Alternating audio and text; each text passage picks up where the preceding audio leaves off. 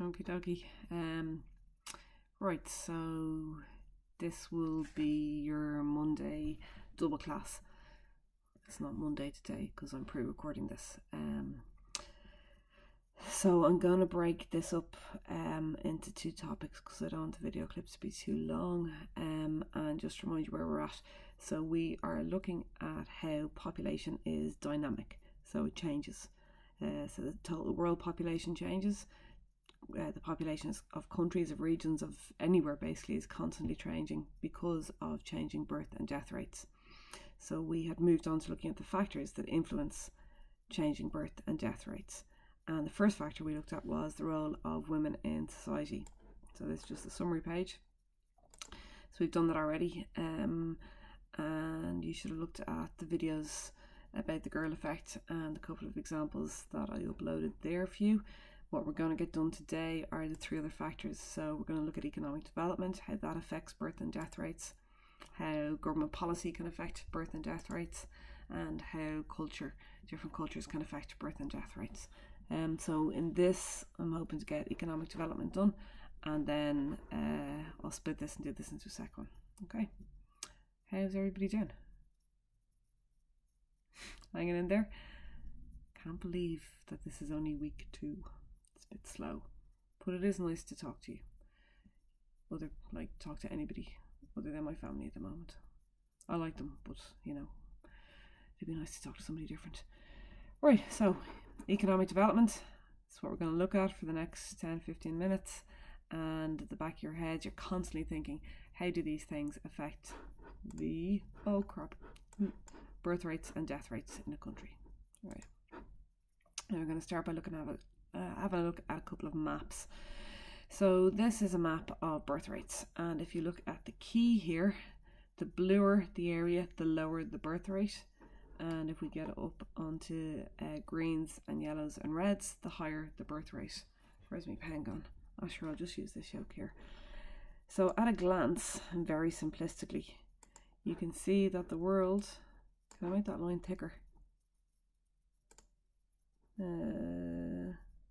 No. Pen, can't make it thicker? No, sorry, okay. So at a glance, we can draw a line in and around here. Okay. Oh, jeepers. That looks like Batman, kind of on its side. I didn't do that. I don't know why that happened. And up here, in all of this part of the world here, we've got lower birth rates, and then in the rest of the world, we've got higher birth rates. So really, really roughly speaking, this here, the scribbly bit, is a more economically developed part of the world. Sorry, I should have scooched that in there as well. And this part here with the greens and the oranges and the yellows is a less economically developed part of the world. So the basic conclusion you can draw from this is that there's lower birth rates in more economic developed regions and higher birth rates, where's my cursor gone, in less economically developed regions. And you could all probably give me a couple of reasons for this right now. Okay, next map we're going to look at are death rates. And here, blue indicates lower death rates, while greeny, reddy, yellowy indicates higher death rates. This map doesn't make sense. No, it kind of does. Alright, so yeah, sorry, we're including this bit here. So lower, no, that's the wrong, I've done something wrong here. This isn't death rates. Right, can we just ignore this? I don't want to go back to recording. So let's just pretend this slide never happened. Yay. And linked in with birth rates, we've got the total fertility rate. So the total fertility rate is the average number of the average number of children born to women. And again, you can see that there's a divide whereby there's much lower total fertility rates in the Northern Hemisphere in Australia than there is in the rest of the world, and this would correlate with the birth rates. Okay, so basically then, a really simplistic view of the world would be like this, where the blue corresponds with high economic or more economically developed countries, and the red corresponds with less economically developed countries. And generally what we can say about the blue is that birth rates are lower, death rates are higher, and life expectancy is higher. So life expectancy is the age that people are supposed to live to. In the red then, where it's poorer or less economically developed, very broad statements we can make about that part of the world is that birth rates are higher, death rates are also higher, and life expectancy is lower. Okay, so there's more people being born, more people dying, and people are not going to live as long as they would if they were in the blue parts of the world. Okay, so economic development has a massive impact on population dynamics, on birth rates, death rates, life expectancy. One of the reasons is because economic development controls whether or not people in a region have access to clean water and safe sanitation. Okay, polluted water is estimated to affect the health of more than 1.2 billion people in the world. Okay, so that's 1 in every 7, 1 in every 8 people. And they reckon that an average of 15 million children die every year because they don't have access to clean water. And this is because water can carry diseases such as cholera, we saw that in Haiti, and diseases like diarrhea. And if these diseases are spread in less economically developed countries, they don't have the means to cure them or to deal with large percentages of the population who have them. The World Bank suggests that if we improved water and sanitation in these areas, that you would reduce child mortality, so that you would lower the number of kids dying by about 8 children per 1,000. So this is massive. Okay, I'll just play this clip and then we'll go on and have a look. The importance of water. Oh, is this a clip? Why is... Oh no, hang on. Let me get off the pen. How do I get off the pen? If I have to start this thing again now, I'm not going to be happy. What does this do? Alright, am I off the pen? Oh no. No, don't do this. Arrow options, automatic. Oh, thank God. Right. I think this is in French, but lucky for you, I spent some time in France, so I will translate in my best French accent.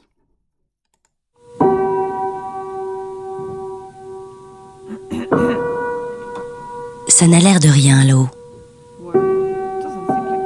C'est incolore. C'est inodore. C'est transparent.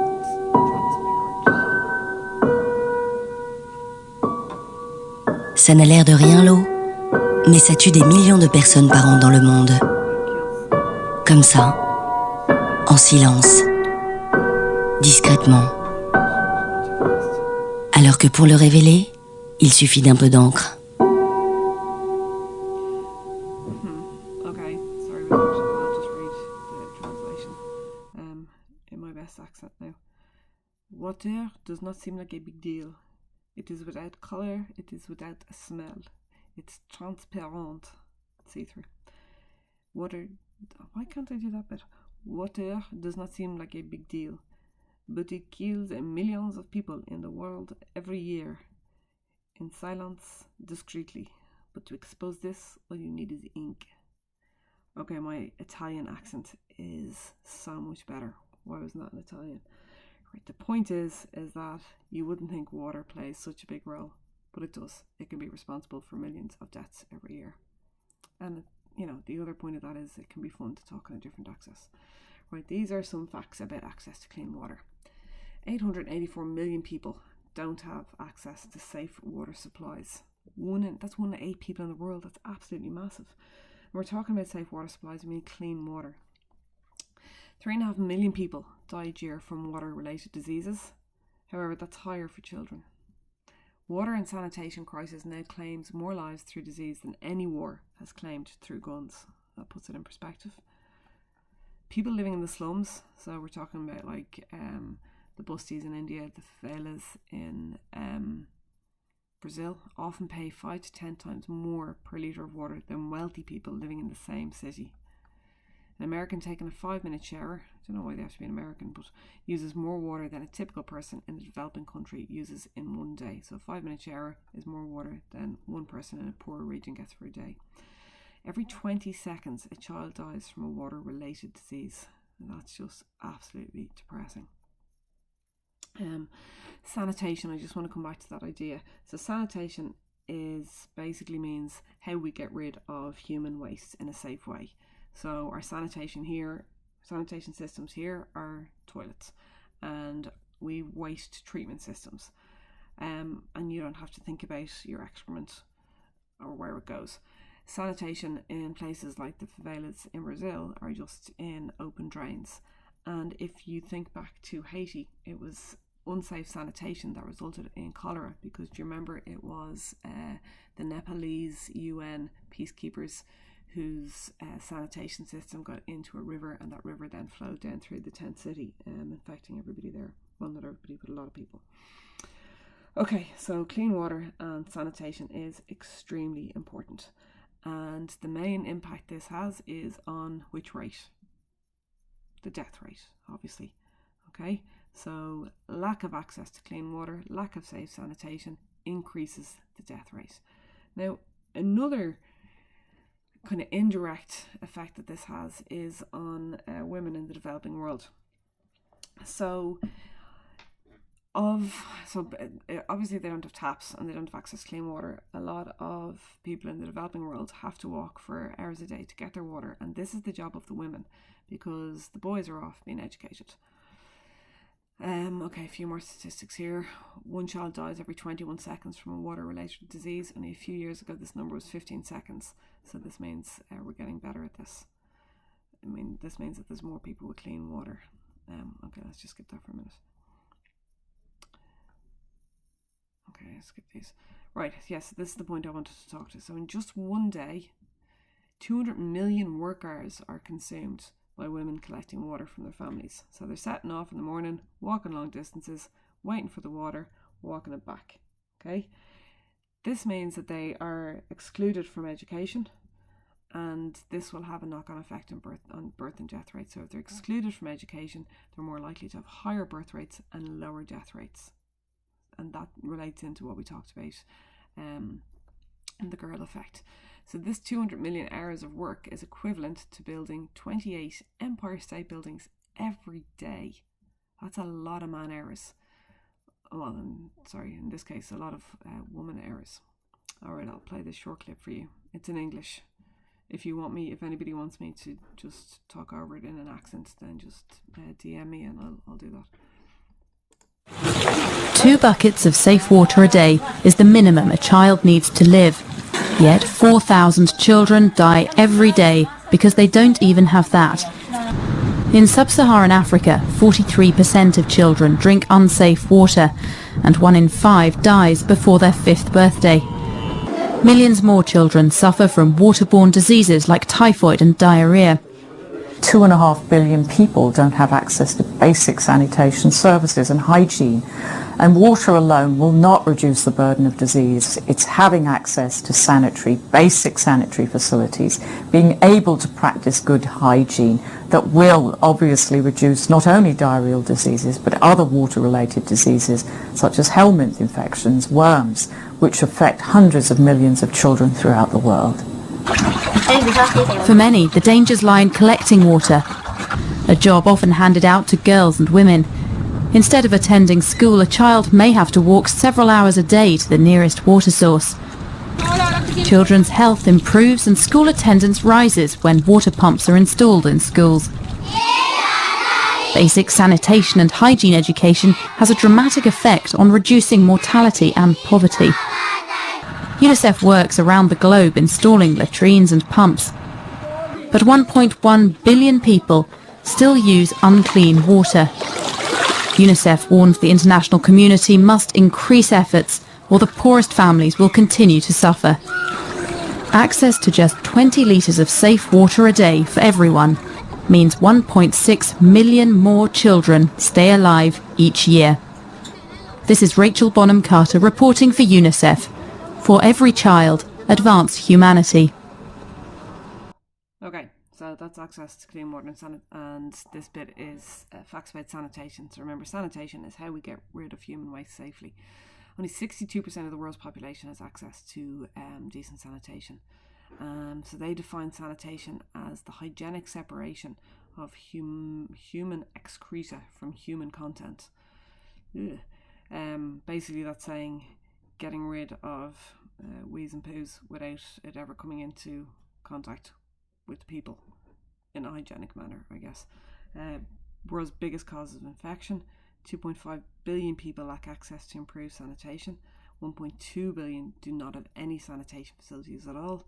Of the 60 million people added to the world's towns and cities every year, most occupy impoverished slums and shanty towns with no sanitation facilities. More people in the world have mobile phones than access to a toilet. That's mental. Okay. The second reason why economic development affects birth and death rates is because it affects access to healthcare. And that's fairly obvious. If you live in a more economically developed part of the world, you've better access to healthcare than if you lived in a less economically developed area of the world. In less developed countries, medical care can be difficult to access because there just isn't some, and it can be unaffordable. Now, access, so the last factor we looked at there, water and sanitation, that just impacts, alright, just get myself into a more comfortable position, that just impacts on death rates, whereas access to healthcare will affect both death rates and birth rates. Oh no, hang on, that slide shouldn't be there. Oh, maybe it is. Sorry. Okay. So if just going back to healthcare, and obviously then if you have access to doctors, to free GP schemes, if you have a medical card, if you just have access to clinics, to hospitals, then you're more likely to live and have longer life expectancy. And if you think about vaccination programs in this country here, so there's free government vaccination programs, and you guys would have all gotten vaccinated, and when you were babies and kids, and then you were vaccinated again in first and second year, and please, dear Lord, we'll all be vaccinated very shortly. And on that point as well, like the less developed parts of the world will be the last people to receive COVID vaccinations. So access to healthcare will lower the death rate, but it will also lower the birth rate, because if you have access to healthcare, then you also have access to family planning, and then that will lower the birth rate. Okay, so access to healthcare is a fairly obvious link. Now that shouldn't be there. All right. The other, and we talked about this the other day, I'll skip back to that slide afterwards. So the other way that economic development affects birth and death rates is because it affects people's access to education, particularly education for women. And there is that proverb we mentioned in the last presentation. So educating your daughter is like watering another man's garden. Basically, why would you bother doing it if your daughter is going to go into an arranged marriage? You will have made an investment that you'll never get back. Okay. So if you think about economically developed countries, women in particular, have much more access. They've, in fact, equal access to educational opportunities, which means they'll stay in school longer. They may go on to study after school. They may have careers. All of this means that they are delaying childbirth. They're delaying having kids. And if you delay having kids until later in life, you're more likely to have less kids. So access to education will lower the birth rate. Access to education will also lower the death rate, because in school you learn about proper nutrition and even simple things like being able to read and write, and you can see that something is poisonous, or like you can read danger signs, like basic stuff like that. So if you have access to education, birth rates will be lowered and death rates will also be lowered. Okay. The last thing there then is attitudes to children. And this is kind of cultural as well. So the developed world views having kids and families in a different way to the developing world. So basically, economics can determine how societies view children. Okay. In less developed parts of the world, this is what influences attitudes to children. So you have a couple, we have no old age pension, so we'll need our children to support us when we're old. So therefore they have more kids, and really what they want is more boys. And then this point here, which is a bit morbid but it's true, but some of our children may die. So if infant mortality rates, and that means the death of children, are high, then people want to make sure they have enough kids to look after them to old age, so they have kind of extra kids because they expect that some of their kids will die because they're in poorer parts of the world. They don't have access to healthcare, they don't have access to water, clean water, they don't have access to proper sanitation. So we need a large family to ensure that support. So in the developing world, children are seen as an economic asset, okay? Because they don't stay in formal education, they can contribute to the household. The boys can get a job and look after their parents into old age, and even in some cultures where the girls are in arranged marriages or get married younger, then the family may receive something in return for that, like a herd of cows or a payment or a dowry of types.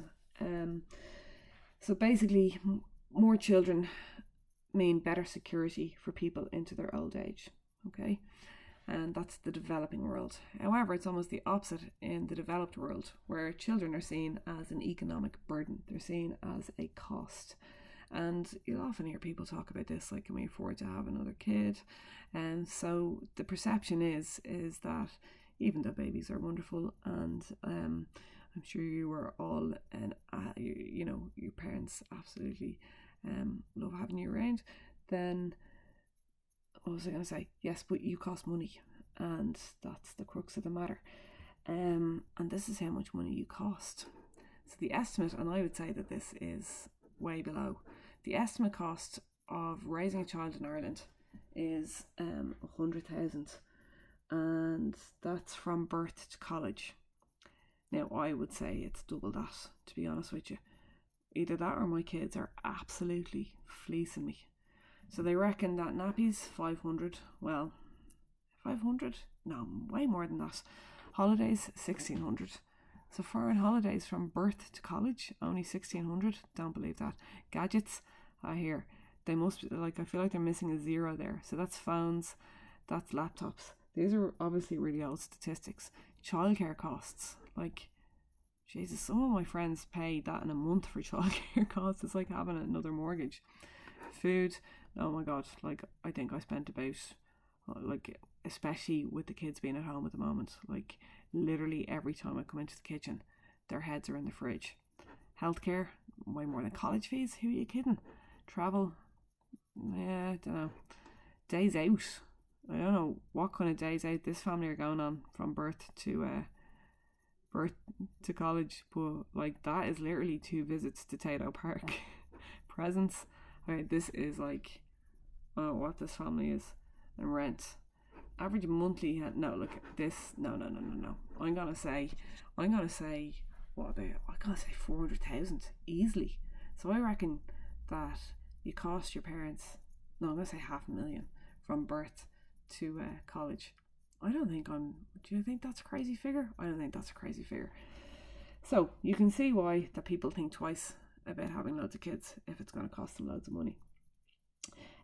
So basically, in economically developed countries, children are seen as an expense because they need to be educated, they need to be fed, they need to be looked after into their adult years. And particularly in Ireland, kids tend to stay at home a lot longer. So, you know, you often be living at home until maybe your late 20s, early 30s. And at that point, hopefully you're handing up a few quid. Right, so this is where I need to go back here. So in summary of this section then, so remember, we're looking at the factors that affect birth and death rates and life expectancy. The first factor we looked at the other day was the role of women in society. The factor that we've looked at now is economic development. There's a lot in that. So economic development affects birth and death rates because it affects access to clean water and sanitation, it affects access to healthcare and access to education. It also affects how children are perceived. So are they an economic cost or an economic benefit? Then all of these will directly affect the birth and the death rate. So access to clean water and sanitation, that will affect the death rate. Access to healthcare can affect the birth and the death rate. Access to education can affect the birth and the death rate. And perception will affect the birth rate alone. Okay, there's a lot in that. That's all in your notes on page 7 and 8. Any questions? Just drop me a line.